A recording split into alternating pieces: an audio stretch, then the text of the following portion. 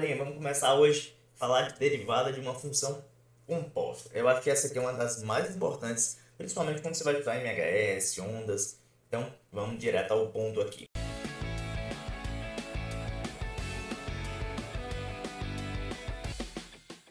O que vai acontecer?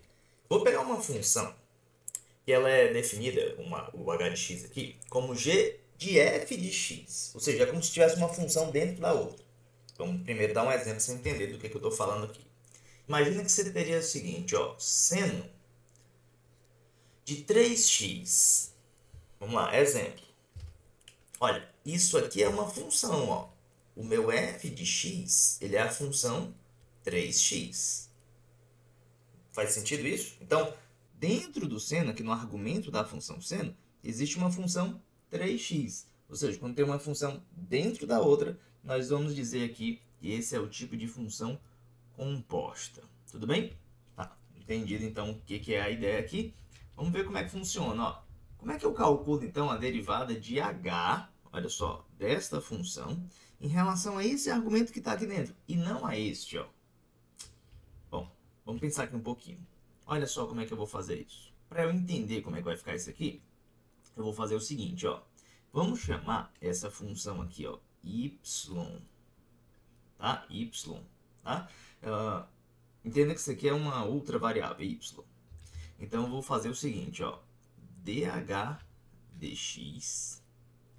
E aí é como se eu multiplicasse aqui por dy em cima e embaixo. Bom, não é bem o que a gente vai fazer, é só para você entender direitinho. Isso formalmente não é legal, mas eu vou reescrever isso da seguinte maneira. dh dy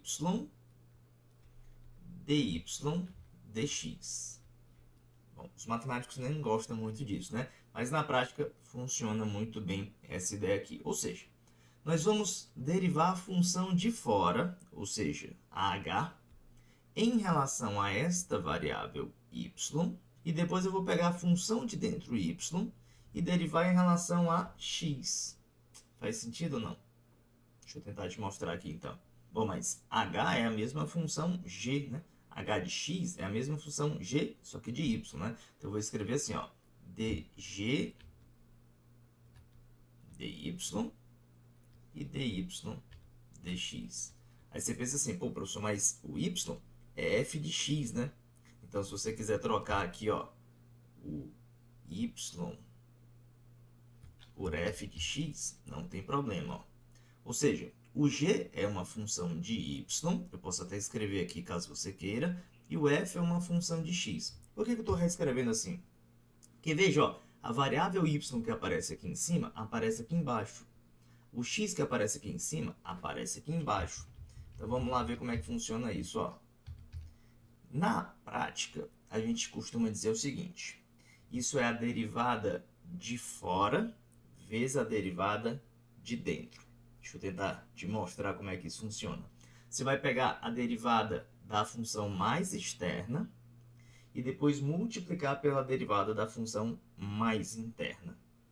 Deu para sacar aí? Eu vou fazer na prática e com certeza vai ficar mais simples, tá? Então, deixa eu só tentar escrever isso aqui, ó. Derivada de fora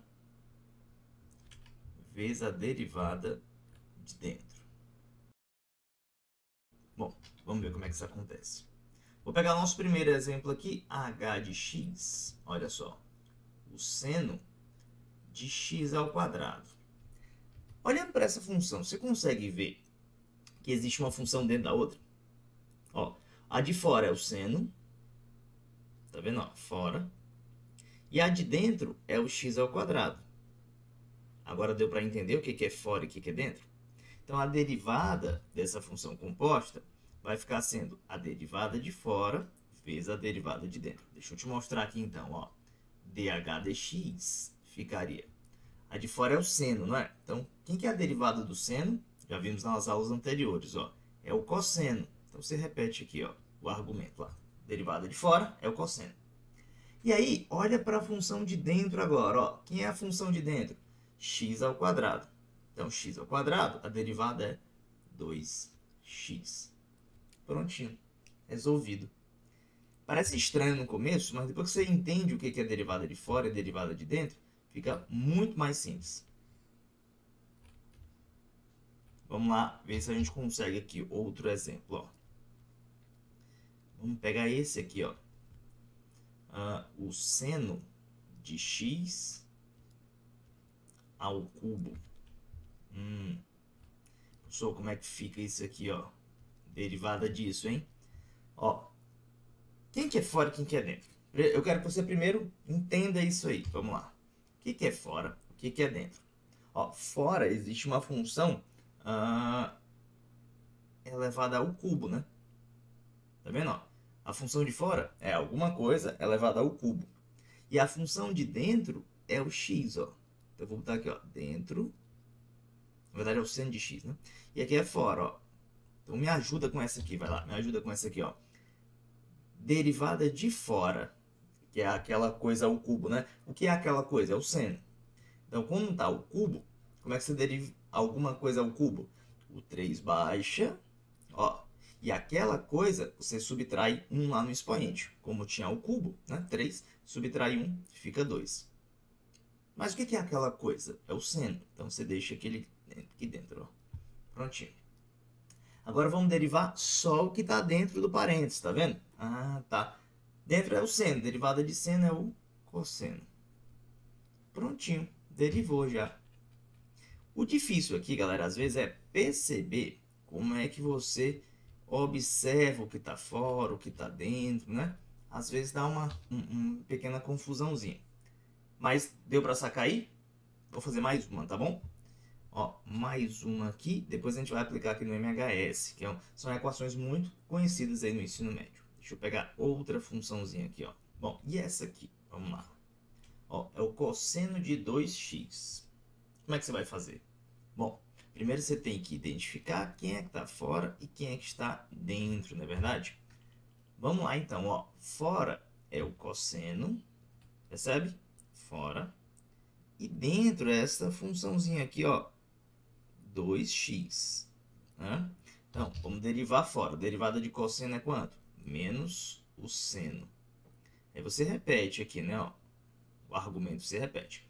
Agora eu vou derivar o que está aqui dentro, ó, dentro do parênteses, né? Nem sempre vai ter esse parênteses muito explícito aí para você, tá? Você tem que entender aí o negócio. 2x, derivada de 2x é o quê? Ó, tem o 2x. A derivada, o 2 como é constante, eu vou permanecer com ele aqui. E a derivada de x, né? X é como se fosse x elevado a 1. Então, esse 1 baixa, né? Ó, 1 baixa, fica 2 vezes 1. E fica x elevado a 1 menos 1, né? Subtrai, dá 0. X elevado a 0 é 1. Então, isso aqui tudinho dá 2, né? Basicamente, essa seria a ideia. Ou seja, nessa derivada aqui, ó, quando eu for derivar dentro, vai aparecer um 2. E tcharam, acabamos. Muito simples, né? Cara, é muito prático quando você começa a pegar o jeito do negócio. Mas eu queria que você refizesse esses exemplos aqui para você sentir que a parada está fluindo, né? Beleza? Professor, existe a aplicação disso na física? Essa aqui é uma das que aparece sim em quase todas as aplicações, na verdade. Essa é muito comum. Então eu vou começar aqui, ó, falando lá do MHS, né? Exemplo aqui em física, ó, aparece demais o MHS. Alguém já estudou MHS? Fala aí nos comentários. Olha só.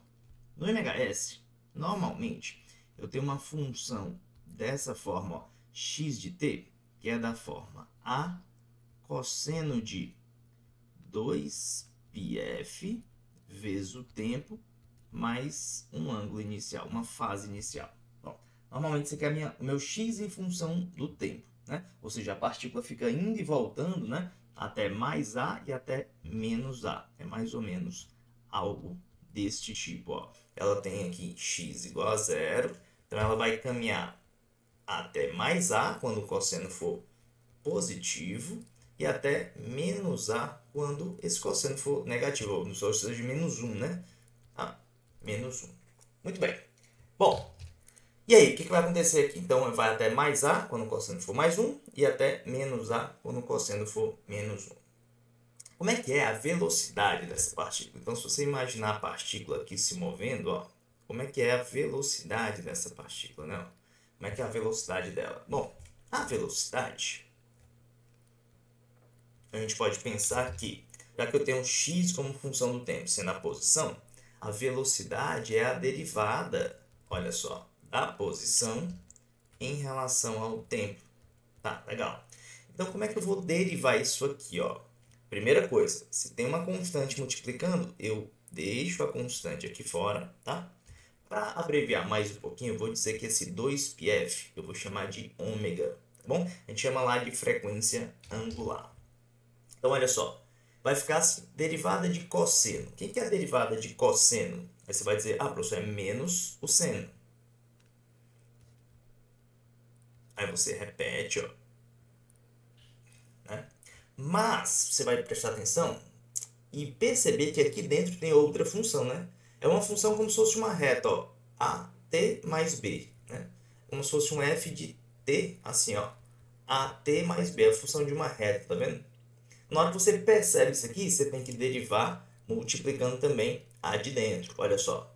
Como é que eu vou derivar isso aqui, né? Então, a derivada disso aqui, ó, em relação ao tempo, né? Vai ser assim, ó.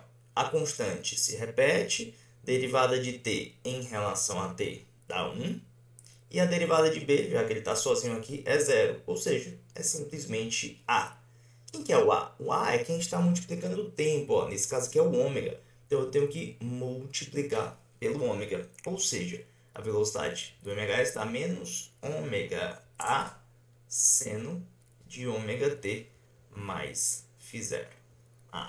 Entendi, professor. Como é que seria a aceleração desse movimento? Ó, a aceleração deste movimento seria a derivada da velocidade no tempo. Tá, como é que eu vou fazer isso? Eu vou pegar essa função aqui e vou derivar.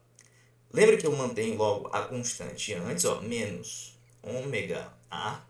Aí vamos lá, derivada do seno dá o quê? Derivada do seno dá cosseno, você já viu isso, ó. Repete lá. E aí, você tem que derivar o que tem dentro. De novo, ó, dentro tem uma outra função. Só que a derivada dessa função de dentro, ó, a gente já sabe que é a. Ou seja, o a aqui é como se fosse o ômega, na verdade, ó. Então, eu vou ter que multiplicar por ômega. Ou seja, fica menos ômega 2a cosseno. Cara, viu como é prático? Ó? Então, essa é a ideia quando você está utilizando aí a regra da função composta, né? A gente costuma chamar aqui de regra da cadeia, tá? Então, deriva fora, deriva dentro. Ou se você tivesse 3 funções uma dentro da outra, você vai fazendo isso a todo instante, né? Deriva fora, deriva dentro, deriva fora, deriva dentro. Mas normalmente a gente tem aqui só uma função composta uma dentro da outra. A gente não, na física é difícil, pelo menos a física aqui, nível de Olimpíada, escolas militares, a nível médio aqui, você jamais vai precisar de uma situação desse tipo. Ou se precisar, é um caso muito raro. Tá legal? Então tá aí uma aplicação direta, ó, demonstrando aí a velocidade e a aceleração com base nos conceitos que nós já estudamos aí de derivada, beleza? Bom, espero que você tenha gostado desse vídeo. Esse eu acho que foi um pouquinho mais difícil, né? Que você percebe ali as ideias já mais elaboradas, né? Regra da cadeia e tal. Mas é muito fácil de aplicar isso aí. Depois que você pega o jeito, vai-se embora, tá legal? Então se você já gostou desse vídeo aí, deixa aquele joinha para motivar aqui o canal, para o negócio rodar.